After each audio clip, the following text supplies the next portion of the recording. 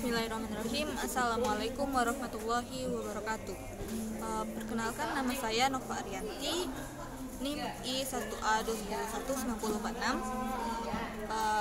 Akan menjelaskan tentang pasal dan tempat-tempat pasal.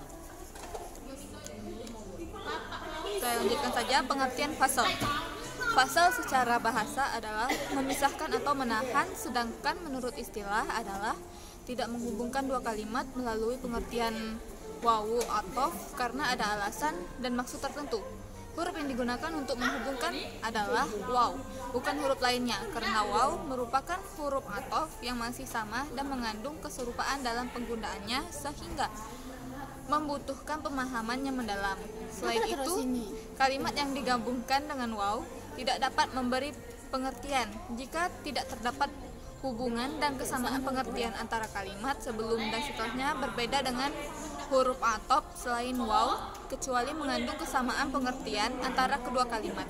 Juga mempunyai makna lain seperti tartib ma'al athof, urut dan beriringan dalam huruf athof, fa tartib ma'al tarohi, urut tapi tidak beriringan. Dalam huruf athof summa, sehingga menggabungkan kalimat dengan selain waw tidak menimbulkan keserupaan. Tempat-tempat pasal. Kalimat al-ittisal adalah antara dua jumlah merupakan kesatuan yang sangat erat, di mana jumlah yang kedua merupakan pengganti bagi yang pertama.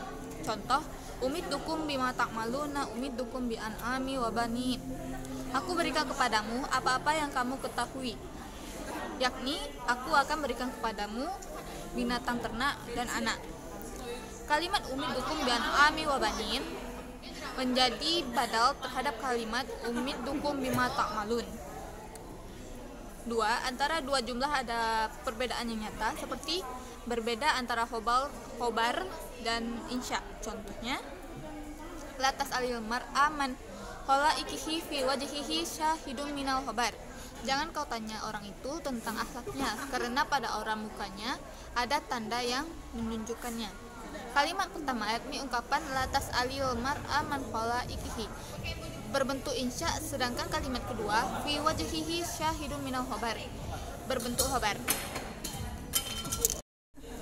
Yang ketiga, jumlah yang kedua menjadi jawaban bagi pertanyaan yang timbul dari segi jumlah yang pertama. Keadaan semacam ini disebut sibhul kamal al-ittisal. Contoh, wa ma ubarri'u nafsi inna nafsi li amma rotan bisu'i, dan aku tidak membebaskan diriku dari kesalahan karena sesungguhnya nafsu itu selalu menyusul kepada kejahatan. Termasuk sibhul kamal al-ittisal karena ungkapan innal nafsi li amma rotan bisu'i seolah-olah merupakan jawaban dari pertanyaan sebelumnya. Dan aku tidak membebaskan diriku dari kesalahan karena nafsu itu selalu menyuruh kepada kejahatan. Oleh karena itu, antara ungkapan yang pertama dan ungkapan kedua tidak dipisahkan oleh wawul atau 4. Bahwa suatu jumlah didahului oleh dua jumlah yang boleh mengatofkan jumlah itu dengan salah satu kedua jumlah itu, karena adanya kesesuaian. Jika diatofkan pada yang lain akan menimbulkan kekacauan. Oleh karena itu, ditinggalkan atof untuk mencegah dugaan hal ini disebut sibhul kamal al-inqita. Contoh, wa tazunnu salma annani abghi biha badalan aroha fid dolali tahim. Selama menyangka bahwa aku mengharapkannya sebagai ganti aku melihat bingung dalam kesesatan. 5. Bahwa tidak dimaksudkan mensekutukan dua jumlah dalam hukum karena adanya yang mencegah. Contoh, wa iza khalau ila sayatinihim qalu inna ma'akum innama nahnu mustahzi'ullah yastahzi'u bihim. Dan apabila mereka